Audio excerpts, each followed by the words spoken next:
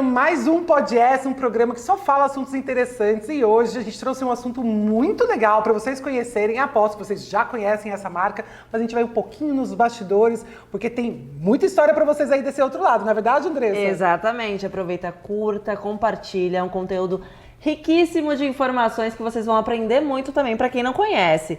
E hoje a gente tem o prazer de receber a Ana Sivieri, que é diretora global de marketing e comunicação corporativa. É um prazer recebê-la aqui e eu acredito que a gente vai ter muita conversa aqui, né? Vamos, só pela prévia que a gente já teve, já sei que vai ter um assunto muito bom. Muito! Maravilha. A gente estava conversando aqui nos bastidores para saber, né? Porque quem não conhece a Braskem, Não. né? De ouvir falar, porque é uma marca aí que tem um grande peso, né, no mercado, mas saber quem está por trás dela. E a gente sempre acha que vai ter um homem, né? E vem uma mulher com uma história incrível, uma trajetória incrível para compartilhar com a gente. Então, Ana, a gente quer saber mais do que tudo, como iniciou a sua trajetória profissional. Foi já na Braskem? Porque antes não era Braskem, né? Teve a fusão. Como que foi? Como você iniciou? Conta pra lá. Não, o meu primeiro emprego não foi na Braskem. Eu sou formada em administração de empresas com MBA em marketing. Então, quando eu fiz administração, eu já sabia que eu queria a área de marketing e comunicação. Meu primeiro emprego foi no Banco Real, quando ainda era Banco Real. Né? Antes já virou ABN, depois Sim. virou Santander. Então, foi no Banco Real na parte de cartões de crédito. E quando eu estava lá, um dia conversando com o professor da SPM, ele falou, tem uma empresa petroquímica com vaga. Eu falei, nossa, petroquímica, B2B. E ele ainda me falou, olha, B2B é um segmento muito legal. Geralmente as pessoas de marketing vão mais para bens de consumo. Sim. E eu falei, legal, vou lá. E aí entrei na primeira empresa petroquímica, que se chamava Polibrasil, fiquei 4 anos. E depois de 4 anos eu entrei como analista, já tinha virado coordenadora. E o mercado foi quando teve o boom da telecom no Brasil. Tá bom. E aí uma empresa de telecom me fez uma proposta, na época eu tinha uma relação super boa com o meu chefe, e sentei na sala dele para discutir. Ele analisou, falou, a empresa era pequena, tinha 3 fábricas só, né, a empresa petroquímica, né? Ele falou, olha, eu não tenho muito para onde você crescer. Você é uma coordenadora, tá ligado direto ao diretor, não tem por que área Chega uma crescer. hora que estaciona, Exatamente. né? Você não tem pra onde Então, ir. ele ainda brincou assim, vai que um dia que você volta. Ainda brincou assim. E aí eu fui para essa empresa de telecom, era uma startup da AT&T, ia passar fibra ótica no Brasil todo. Nossa, verdade. Que legal. E é uma empresa que não vingou. Deu 7 meses e eles resolveram não seguir com esse projeto. E eu tinha uma amiga que tinha uma agência de design, de marcas, e ela já tinha me falado, você podia vir trabalhar comigo e tal. Quando essa empresa de telecom não foi para frente, ela falou, no mesmo dia, ela falou, vem para cá para a gente desenvolver a agência. Eu fui, foi muito legal sentar do outro lado da mesa e desenvolver marcas para empresas. Que legal, né, você ter essa experiência. Foi muito bom, isso me ajuda muito na relação com os fornecedores. E aí eu fiquei 2 anos nessa agência, aí fui chamada para uma agência de marketing internacional, de fazer divulgação de produtos brasileiros fora do Brasil, em parceria com a Apex. Então, ficava mais fora do que aqui em feiras, eventos, né, levando marcas brasileiras. Também uma experiência super rica de 2 anos. E como selecionava isso? Na verdade, a agência era contratada pela Apex para fazer, então, por exemplo, parte de alimentos. A gente tinha uma parceria com a ABI, Associação Brasileira das Indústrias Alimentícias. Então, pegava marcas de produtos alimentícios brasileiros que queriam aumentar a exportação. Então, levava, para ter uma feira em Nova York, chama Fancy Food, só de comidas fancy. Então, levava essas marcas para lá, para serem mais reconhecidas e poder exportar. Ou de turismo, também tinha um projeto com a Infraero e Embratur. Então, levava os receptivos brasileiros, hotéis, companhias aéreas, para feiras de negócios fora, para apresentar o turismo no Brasil. Era muito legal, os projetos muito legais. Mas aí se passaram 4 anos que eu tinha saído da petroquímica e esse meu ex-chefe me chamou para voltar. Falou, vai começar a consolidação da petroquímica no Brasil.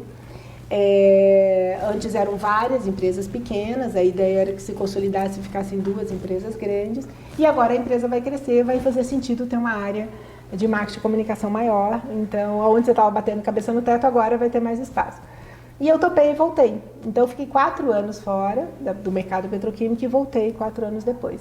E depois dessa volta, aí já foram mais, agora eu já perdi até a conta, porque 20 anos. Sim. Que eu voltei. Então, quando eu falo 24, é 4, eu falo bruto é 28, líquido é 24, que teve 4 no meio que eu saí. E aí eu voltei e começou a consolidação mesmo da petroquímica, então as empresas foram... Eu passei por 5 processos de fusão, em 4 anos e meio, até se formar a Braskem como ela é hoje. E como funciona desculpa te cortar, nesse processo de fusão?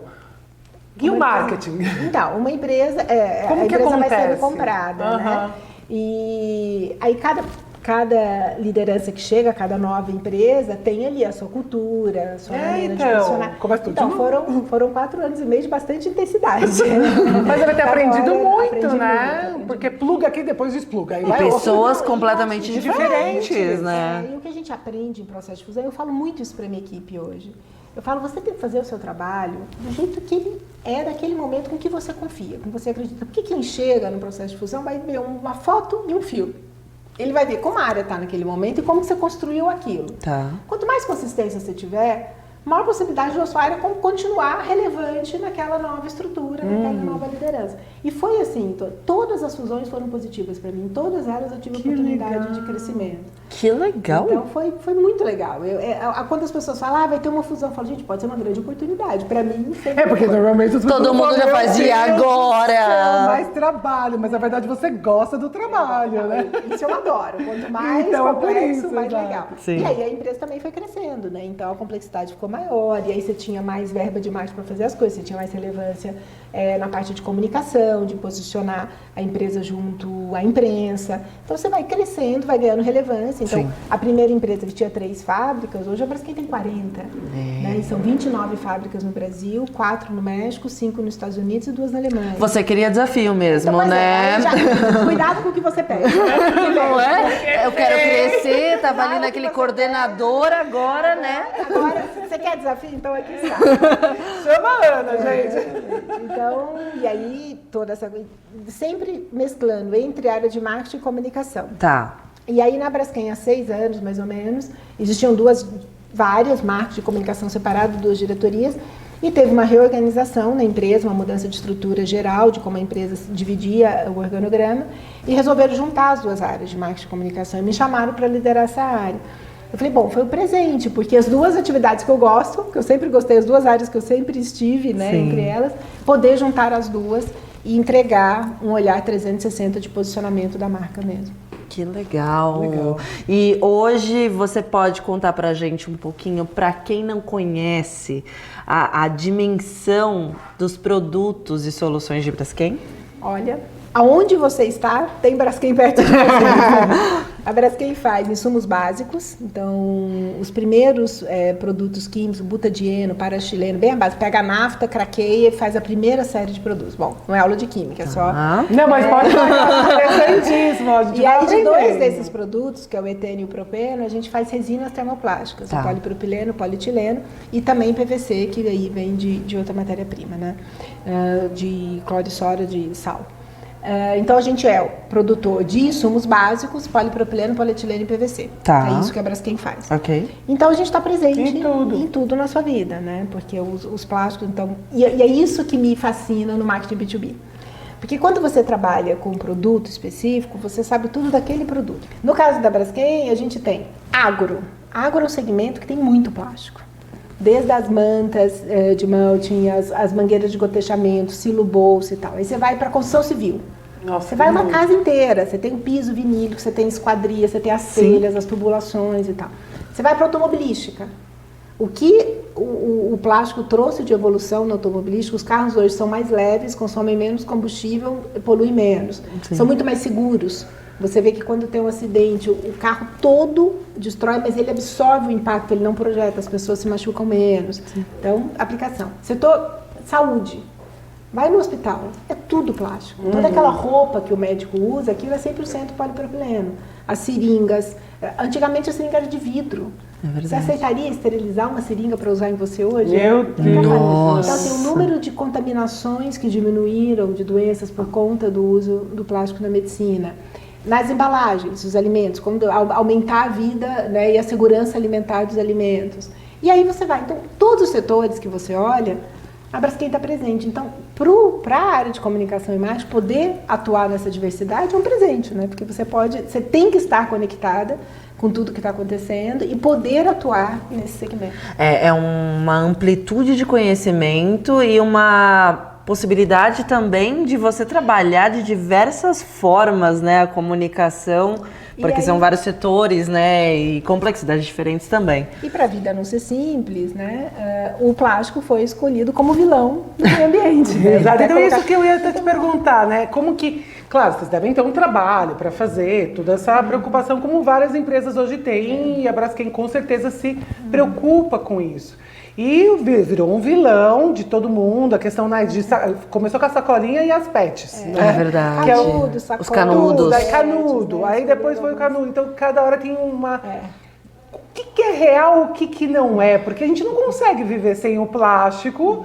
E o que é feito dentro da Braskem para que isso, no impacto, né, no meio ambiente, alguma coisa, seja um pouco menor? Como que funciona então, isso? Então, assim, eu sempre explico. O plástico foi um produto que ele não é tirado da natureza. É um produto desenvolvido em bancada de laboratório. Ele é um produto, comparado com seus sucedâneos, que são metal, madeira, papel, ele é um produto novo. Ele foi desenvolvido na década de 30, 40. E ele foi feito para ser durável, flexível, leve, barato e moldável. Né? Você molda o plástico do jeito que você quer. Você tem uma forma, você coloca ele. E inerte, principalmente inerte, ou seja, você não troca, né? Em contato com o plástico ele não absorve, ele não troca. E isso você pode embalar medicamento, comida, colocar dentro do corpo humano. E é durável.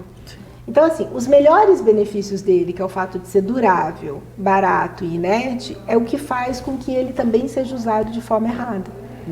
Porque como ele é barato, as pessoas falam, isso é de plástico.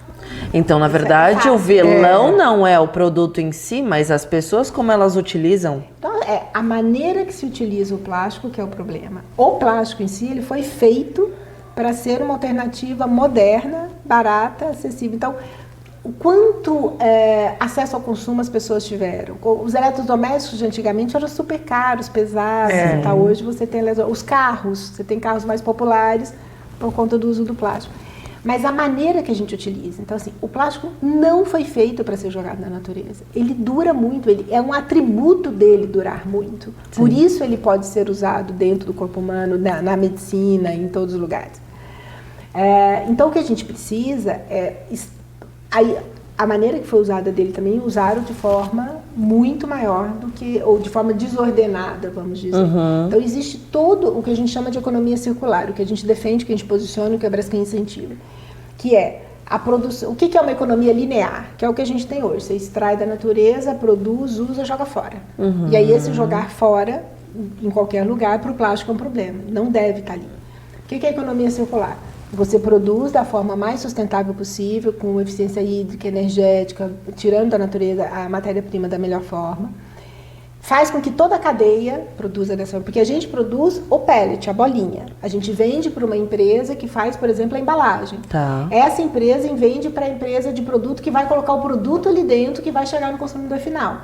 Então, é uma cadeia de empresas até chegar na mão do consumidor final. Então, você tem que fazer que toda essa cadeia produza da forma mais correta e sustentável. Quando chega na mão do consumidor, quando eu vou no supermercado e compro um potinho de iogurte, a partir desse momento, a decisão é toda minha, do consumo consciente e do descarte correto. Então, se eu moro sozinho e tomo pouco iogurte, eu vou comprar a embalagem pequena. Se eu moro numa casa de 5 pessoas que tomam muito iogurte, é melhor comprar o iogurte grande. Sim. Então, começa na escolha do tamanho e da quantidade, que é o consumo consciente. Quando eu compro, eu não compro só o líquido. Eu comprei a embalagem também, ela é minha propriedade, ela é minha responsabilidade. E é esse olhar que as pessoas não têm. Ela comprou só o líquido. Não, e nem sabe, né? Aquela embalagem, ela deveria sumir da sua frente. Ou a natureza, né? Fazer o descarte dela. Mas para ela sumir da sua frente, você tem que fazer um ato, descartar corretamente. Então, consumir conscientemente e descartar correto. O papel do cidadão é esta faixa na economia circular. Sim. Porque ninguém pode entrar na sua casa e fazer isso por você, nem iniciativa privada, nem o poder público. Exato. Né? Então, a partir do momento que você descarta corretamente, pronto. Aí vem a coleta seletiva, vamos colocar num sistema ideal, né? Tá. Uma coleta seletiva que funcione direitinho, que separe esses resíduos, vai para reciclagem, separados corretamente, recicla e volta para a cadeia. E a Braskem faz o plástico feito de resina reciclada. A gente tem um produto, a gente não vende só plástico virgem. A gente vende também plástico feito de resina reciclada. Que legal. Então, ao longo do tempo, essa quantidade de plástico feito de resina reciclada pode crescer muito mais. E qual é uma das principais barreiras de hoje? Acesso ao lixo de qualidade. O lixo chega muito contaminado. porque não tem essa separação, porque não tem essa estrutura. Só 18% dos municípios brasileiros têm coleta seletiva. Caramba. São Paulo está entre os Muito 18. E você olha em São Paulo inteiro, vários lugares não tem. Meu Deus. Então, o índice ainda de separação correta de resíduos é muito baixo. Mas é muito baixo até a questão educacional, né? Ninguém tem noção. Você vai falar pra alguém, assim, outro dia, eu fui viajar com desculpa te cortar, uma amiga, e uma amiga assim, conhecida, né? E aí na viagem, todo mundo indo embora, vambora, todo mundo arrumando as coisas. E aí eu fui ao banheiro antes de ir embora, e a hora que eu olho no lixinho do banheiro, um monte de plástico lá dentro. Aí eu já, quem jogou isso aqui? E eu não ia colocar a mão. Então eu falei, gente, desculpa perguntar, alguém jogou plástico dentro do lixinho e tal? Aí eu falei, eu venho parecer chata, né? Aí eu falei, não, porque aí a menina, fui eu, tal. E eu acho que quem vai descartar isso aqui? Aí você sabe, você tem coleta correta aqui pra fazer isso e tal, tal, tal. Ah, não tinha pensado. Eu falei, então, você trabalha numa grande empresa, acho que é hora de começar a pensar. Então, assim, tem que ter essa preocupação, né? Vanessa, eu tenho no meu banheiro, no lixinho, tem 2 lixinhos no Eu meu banheiro, também, há o muitos bipartido, anos. que é Há muitos ótimo, anos. sim. Porque todo mundo fala porque eu sou meio neurótica, porque eu trabalho com isso. Eu fiz a reforma de apartamento há pouco tempo, a arquiteta morria de rir, ela falou, nunca vi tanta lixeira no apartamento. Eu falava, onde vai ficar a lixeira grande de resíduo? Pedacinho desse tamanho, eu falei, lixo Porque certo. a lixeira de resíduo, ela tem que ser muito maior do que a lixeira de orgânico. Sim. Porque você consome muito mais. Então, a lixeira de resíduo da minha casa é enorme e ainda tem a do banheiro. Por quê? Para não ter preguiça. Isso. Porque eu poderia pegar do banheiro e levar lá na área de serviço. E um dia você vai ter preguiça. Isso. Você vai na hora ali, não, tá bom, só isso daqui. Para não ser só isso daqui, tenha mais lixeiras perto de você. Isso facilita muito o hábito. Então você cria um hábito que você... E é nisso que a gente trabalha, na mudança de hábito. Mas você estava falando um pouquinho da questão da mudança de hábito, né, que as pessoas precisam trazer. É muito difícil também colocar toda essa expectativa nas pessoas num país que, por exemplo, ele só tem 40% dos municípios brasileiros com saneamento básico. Pois é. Nossa, Então a isso é um pessoa absurdo. não tem banheiro na casa dela. Como é que você vai falar de consumo consciente e descarte correto? Ela nem consome, ela quer consumir ainda. Então existe uma base da população que é muito difícil você trabalhar. Não é com esta base que a gente vai mudar. Você tem que trabalhar com as pessoas que já consomem, que têm estruturas, que estão nessas cidades que possuem coleta seletiva ou que têm, né, como fazer isso. E incentivar a fazer, trabalhar muito com o governo para incentivar políticas públicas e aumentar esse E até percentual. onde tem cidades turísticas, né? Eu percebo que às vezes moradores locais passam recolhendo lixo nas praias, Isso. fazendo um trabalho Tem e tal. muitas Isso é comunidades, muito tem muitas legal ONGs, porque tem a sim. consciência e eles mesmos questionam quem joga fora. E lá venta muito no Nordeste, em várias regiões, então acaba voando Sim. do bug, voa, não sei o quê. Então você vê assim que tem um pessoal bem consciente fazendo esse trabalho, né? E vocês atuam também muito nisso. A gente né? também atua. Então, quando a gente dialoga com a sociedade, o nosso foco é falar de educação ambiental, consumo consciente e descarte correto. Não adianta eu tentar construir com a sociedade aonde a Braskem está presente na minha vida. A Braskem está no meu colchão, está no tapete da minha casa, está na minha escova de dente. Tá bom, tá lá. Isso é importante, você saber que é relevante. Mas o mais importante, aonde a população realmente pode ajudar que a sustentabilidade ocorra de fato, é na educação ambiental. Sim. Então, todo o nosso diálogo com a sociedade é focado em falar em consumo consciente e descarte correto.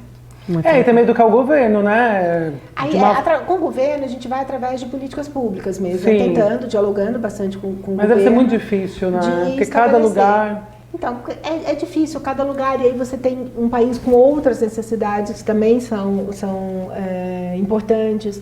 Então, é um trabalho de longo prazo. A gente não tem expectativa de que isso vá se resolver em um curto espaço de tempo. Mas a gente, como empresa, tem que fazer a nossa parte. Então, produzir, sim, uma resina de plástico reciclado, porque daí você incentiva e você dá a opção para os nossos clientes fazerem produtos feitos de plástico reciclado, ou pelo menos misturarem o reciclado com o virgem. Então, Que nem aqueles tapetinhos, né? PET, eu compro um também que ele é biodegradável, porque eu ficava me sentindo muito mal, porque eu já não gosto de usar aquele tapetinho por causa do plástico. Eu falo, gente, é muito plástico. Todo dia eles ali e tal. E aí achei um degradável. que não é. Ai, meu Deus, conta pra gente a verdade. Não, existe, claro, o plástico biodegradável. Mas para ele se biodegradar, ele tem que ter condições propícias de biodegradação. Tem que ter um aterro específico. E no Brasil a gente não tem. Não tem. Então eles não vão se biodegradar da forma ideal. Seria muito bom ter soluções de plástico biodegradável nas condições enganadas. corretas. Seria Até por alguém que a gente já entrevistou. Não, assim, é um caminho também, mas Como esse sistema de coleta seletiva, destinação correta dos resíduos ainda é muito falho, você não consegue, na hora de descarta, o que é biodegradável, o que não é. Imagina na esteira de uma recicladora. Como é que eles vão saber? Esse plástico é biodegradável, tem que tirar da esteira, esse não é. Teria que ter sinalizações, teria que ter capacitação que hoje a gente não tem. E aí esse plástico que é biodegradável ser levado para o lugar correto de biodegradação. Se você pegar um plástico biodegradável e colocar aqui no cantinho, ele não vai se degradar da forma correta. Ele vai quebrar em pequenos pedaços de plástico, mas não biodegradar mesmo. Você precisa ter o ambiente certo para a biodegradação. Então, assim, não é que o plástico biodegradável seja ruim, não. Não, mas ele é muito tem bom. as Mas suas você dificuldades tem do que pós. ter uma estrutura de coleta, distribuição correta para ele ter o papel que ele se cumpre, que ele se propõe a fazer. Sim, que no caso aqui no Brasil não tem. E uma coisa que estourou, que eu fiquei até... me deu até um pouco de pavor quando eu vi a cena de algum influenciador, alguém que pegou uma embalagem de Lacta e começou a derreter com água quente para ensinar uma receita. Eu não lembro. Estourou, tipo, uma pessoa com uma embalagem de chocolate colocou dentro de um pote de vidro e forrou esse pote de vidro com água quente. Pra derreter. Derretendo. E aí todo mundo comentando, meu, você tá derretendo plástico, isso é um veneno, meu Deus. Nossa, aí repercutiu, porque várias pessoas estavam fazendo essa receita sem imaginar. Mas aí, assim, também depende da temperatura. Então, o plástico, para entrar em ponto de fusão, por exemplo, o polipropileno, que é essa embalagem, é acima de 100 graus. Essa água não deveria estar 100 graus. Então, por isso você tem os potinhos que você põe alimento para esquentar no micro-ondas. Se for abaixo de 100 graus, ele não vai entrar em estado de fusão. Ele não vai trocar com o alimento. Então tá respondido aí, pessoal. Para de apavorar Então, os assim, outros. na verdade, Eu falei que ia ser uma aula hoje. Hoje, nossa, eu tô aqui, ó. Eu não sou a pessoa técnica. As duas, né? Tá maravilhoso. Vocês estão aprendendo. Sim. Eu não sou engenheira e não sou técnica nisso. Então, a informação que eu estou dando é uma informação muito, muito rasa em relação a isso. Mas exatamente por essa complexidade que é difícil de explicar para as pessoas. Exatamente. Porque não existe só um tipo de plástico. Existe, por exemplo, o polipropileno resiste até 100 graus, outros plásticos não resistem. Então, o tubo para água quente tem que ser de polipropileno. Se for de outro plástico, ele derrete. Esse é o seu maior desafio na área de marketing, de comunicar isso para os seus clientes e sociedade? Para os clientes não, porque os clientes sabem muito bem disso, né? Os clientes tecnicamente sabem qual é o plástico que ele tem que comprar, para que serve, tudo isso. Então, para os clientes, o tipo de desafio de comunicação é muito mais de inovação, produtos que vão dar outras características para os produtos que eles vão fazer, desenvolvimento tecnológico e tal. Para a sociedade, chegar nesse nível de detalhe, da sociedade entender que o PET, a garrafa ela é de PET porque segura o gás, mas a tampinha é polipropileno por causa do lacto. Não precisa saber disso. Não precisa. Então, assim, a população precisa saber plástico. Exato. Pedir para a população entender os diversos tipos de plástico, as suas características químicas, não faz o menor sentido. Não faz o menor sentido. Mas isso é diferente, por exemplo, do alumínio. Alumínio é tudo alumínio. O alumínio se derreteu, é tudo alumínio. O plástico não. Você tem tipos de plásticos diferentes e a forma de reciclar também é diferente. Então, isso dificulta a reciclagem. Para isso, o que a gente faz? A gente tem um trabalho de Design for Environment, que a gente chama. A gente tem aqui na Vila Leopoldina, em São Paulo, um laboratório que chama Casulo, que é um laboratório de design de embalagens sustentáveis. Então, a gente convida as marcas a ir lá para repensar as suas embalagens. Então, por exemplo, eu chego lá com uma embalagem de iogurte, vamos dar o exemplo de iogurte de novo. E aí, a gente ajuda a empresa a falar, bom, essa embalagem precisa ter a espessura que tem, não dá para ser mais fina. Ela é feita de 2 materiais, não dá para ser um material só. Tudo é pensado para a embalagem consumir menos produto e aumentar a reciclabilidade dela. O que é isso? Quando ela chegar lá na esteira da embalagem na ponta, ela ser facilmente reciclável. Ela não ter multicamadas, ela não ter coisas que dificultem a reciclagem dela. Então a gente fala que o lixo é um erro de design. Se você pensa no design do produto desde o início, para a vida útil que ele vai ter e para a reciclagem que ele vai poder ser feito, o número de resíduos seria muito menor. Nossa, isso deveria ser uma obrigação para todos os desenvolvedores de produtos do mercado. Vai chegar lá. Tem uma evolução para isso. As empresas estão cada vez mais conscientes e preocupadas, preocupadas e evoluindo, mas não é do dia para a noite. Você tem todo um parque de produção, então você produz uma embalagem há muitos anos. Para você mudar todo esse parque, para produzir uma embalagem diferente, é investimento, é tempo, é tecnologia. Então, assim, a gente está nesse caminho. Mas não são caminhos curtos e nem rápidos. Sim. Então, mas existe já um olhar de toda a cadeia, desde o produtor, de matéria-prima, do produtor da embalagem, dos que a gente chama de brand owner, que é quem invasa o produto para vender, de um olhar disso. E por isso a gente viabiliza um trabalho como esse, como o Casulo, de convidar essas marcas a ir lá e repensar suas embalagens. Há anos atrás as marcas falavam, não, para mim não interessa e tal. Hoje tem uma demanda. Então, mas é engraçado, porque eu acho que interessa, mas não interessa pelo sentido de ser algo preocupante para a pessoa que está ali, sabe? Para o meio ambiente. Para o meio ambiente. A gente tem uma preocupação porque alguém já está, né, fomentando ou falando, ou até mesmo o consumidor tomando mais consciência e cobrando. Quem puxa, na verdade, é o consumidor. Porque não adianta você fazer o produto mais sustentável do mundo, pôr na prateleira e ele não consumir. Exato. Então, óbvio, por isso a gente tem que trabalhar o consumidor. Você entende que tem que trabalhar todas as pontas? Se eu trabalho um consumidor mais consciente, esse consumidor vai demandar produtos mais conscientes e aí você faz o caminho inverso da cadeia, né? Então esse brand owner vai pedir embalagens mais sustentáveis, as embalagens mais sustentáveis vão pedir produtos mais sustentáveis ou reciclados ou feito, por exemplo, a gente tem um plástico também feito de cana-de-açúcar. E tem uma vez eu vi um médico falando, não sei se é verdade ou não, que ele falou que a gente engole por semana praticamente o equivalente a um cartão de crédito em plásticos, existem microplásticos no ambiente, que você respira e tal. Eu falei, gente, mas eu tô te questionando, porque eu fiquei até, não tinha como questionar, o que era um YouTube, mas nossa, um cartão de crédito por semana, eu falei, meu senhor do céu. Essa medida são cartão de crédito, mas na verdade a gente ingere resíduos de tudo o tempo todo. O ar que a gente respira, panelas de alumínio, quando você come, né, você tem o alumínio ali. Então, na verdade, não é só plástico que a gente ingere. A gente Colocaram muito vilão, né? A gente ingere micro pedacinhos de várias coisas o tempo todo. O plástico utilizado da forma correta, você não vai ingerir. Então, se você não aquecer acima de 100 graus, se você não pegar e raspar, se você não, né? Então, tudo depende da maneira que você utiliza, de novo. Sim. Né? Mesma coisa o alumínio. Mas tem uma utilidade, por exemplo, a madeira. do plástico? Se você pegar alguma coisa que é madeira e colocar um alimento e comer, parte da madeira vai ali também. Exato. Quando vai cortar um churrasco, alguma coisa, vai usando aquela tábua. Como que o organismo processa esses materiais que não são um alimento. Então, na verdade, aí falam do plástico, mas se você examinar o corpo, vai ter resíduos de outros materiais também. Então, não deveria. Como é que eu faço para que esses resíduos não existam? E aí aquelas Tupperware, aquelas coisas, né, que vai durando. Às vezes minha mãe não joga fora, eu falo, mãe do céu, pelo amor de Deus, isso aqui já tá... Não, porque eu gosto dessa e tal. Eu fico, mãe, mas você vai aquecer isso no micro-ondas, não vai dar certo, já tá muito... Depende da porque tá muito arranhado, muito então, desgastado. Então existe um tempo que as pessoas podem falar... Não é pelo tempo, é pela utilização mesmo. Tá bom. Então se ela derreteu, tá errado. Tá ela bom. não deveria derreter. Então, Recado pra mãe da Vanessa agora. Por favor, dona Sandra. Agora acabou, você viu que eu tava certa. Mas eu acho que tem que ter essa preocupação. Eu acho que é um assunto muito legal, assim, de a gente conversar. Porque a gente fala com muitas marcas aqui, a gente fala muito dessa questão do consumo e tal.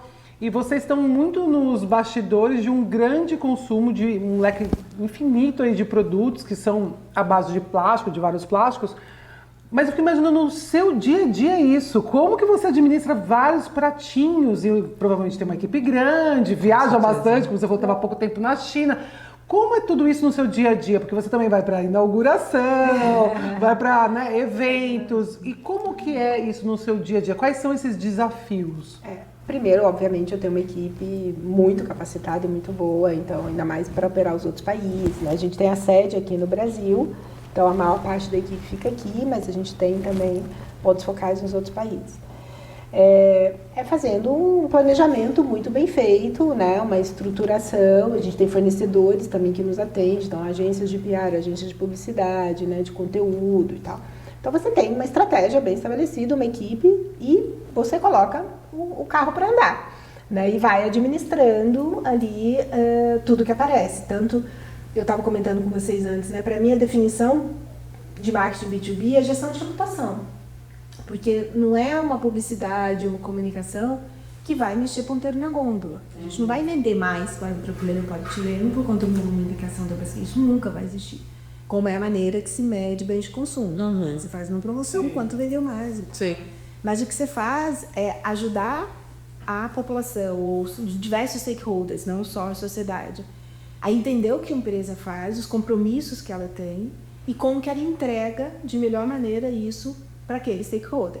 seja mercado financeiro, clientes, formadores de opinião, fornecedores, os próprios funcionários da empresa, ali a sociedade mais ampla, que é a mais distante e a mais difícil de você acessar. Você precisa de mais investimento para falar com eles, porque é através da mídia. Sim. Os outros stakeholders mais próximos da marca, você tem relação com eles. O cliente, você está na frente do cliente, você tem e-mail, você tem um nome, você sabe quem é. Mercado financeiro também, você tem relações, você tem reuniões e tal, e assim por diante. Poder público. A sociedade, você precisa dialogar de uma marca que é muito distante para eles. Eles não materializam. Uma coisa é você falar de um chocolate. Todo mundo pega chocolate e come. Uma coisa é para assim, aonde ela está, o que ela faz. Para você tangibilizar essa marca, para eles é muito mais difícil.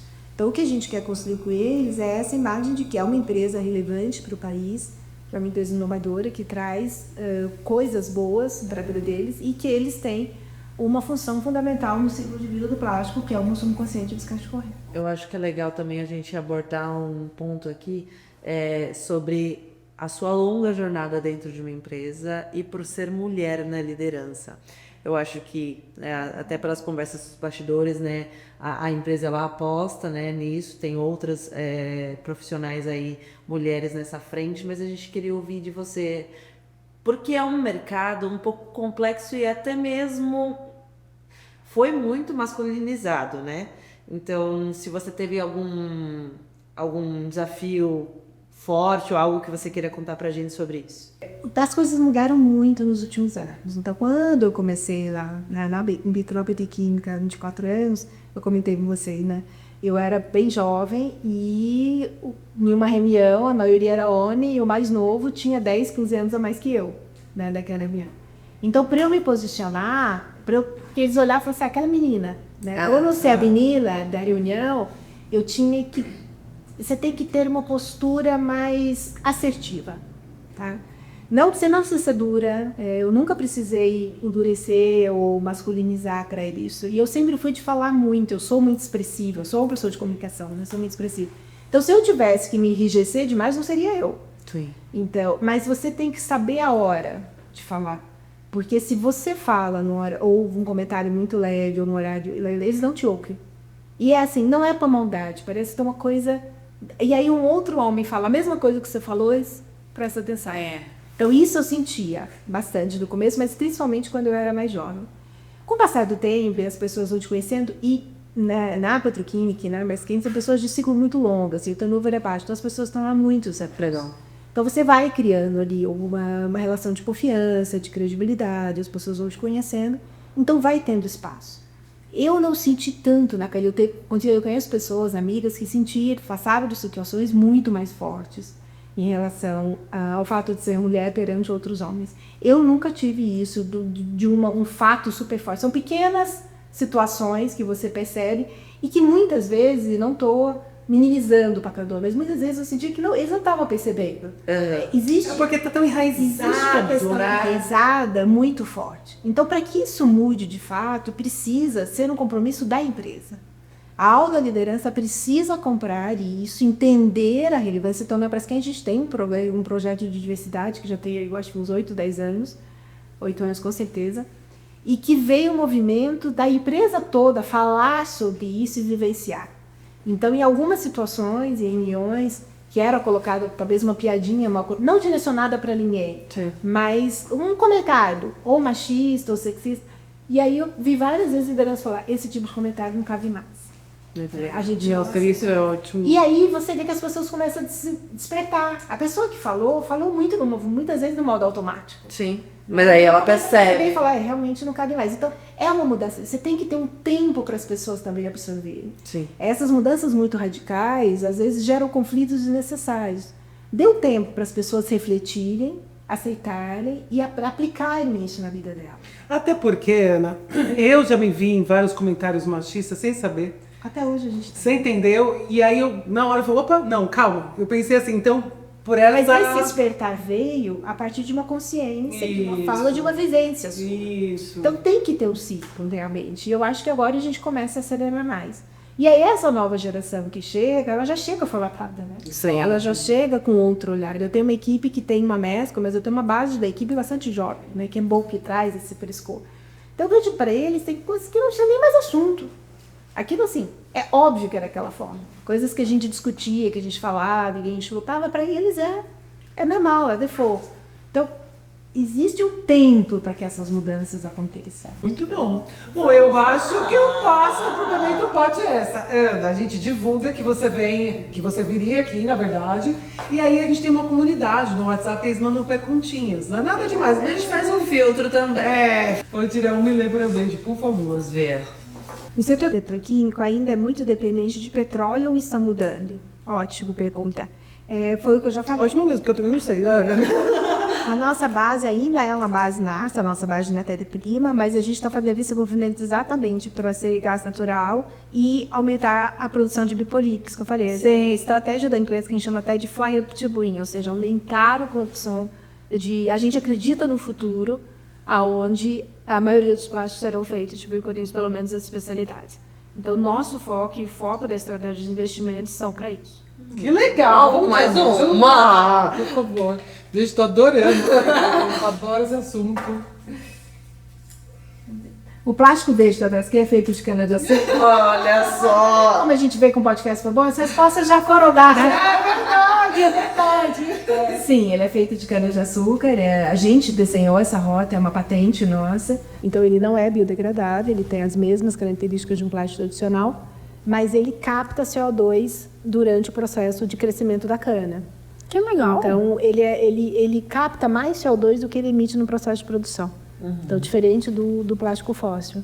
Então, a gente tem, há 15 anos, a gente produz o plástico feito de cana-de-açúcar. Nós somos os maiores produtores de biopolímeros do mundo. Que legal. Posso só aproveitar esse finalzinho? Eu gostaria muito que, se você tivesse uma dica ou conselho para profissionais aí do setor, eu acho que é uma honra a gente ter esse bate-papo com você aqui. Eu acho que poderia ser interessante também dar uma dica e conselho, alguma recomendação, alguma mensagem. Ei, jovens iniciantes. Assim, para um profissional de marketing de comunicação, o que eu costumo dizer sempre é que tem que gostar de gente. Tem que gostar de entender as pessoas, porque a comunicação ela não é uma estratégia de mão única. Aí eu quero comunicar sobre alguma coisa, então eu vou falar do jeito que eu quiser, do jeito que eu acho mais lindo do mundo e tal, e falo para você.